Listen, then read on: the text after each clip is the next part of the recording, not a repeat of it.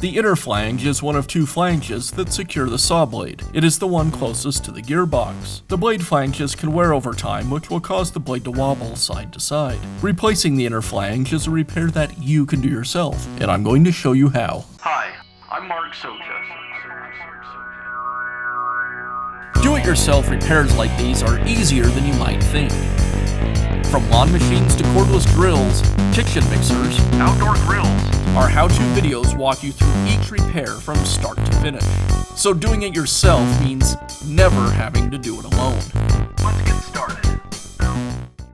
I'll begin by removing the blade from the saw.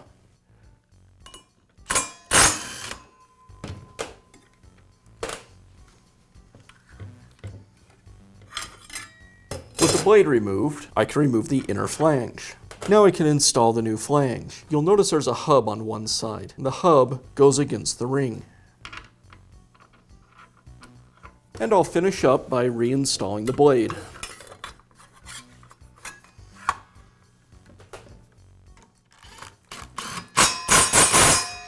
And that's how simple it is to replace the inner flange on your circular saw. Be sure to check back often for new videos and expert advice. If you found this video helpful, give us a thumbs up. And leave a comment.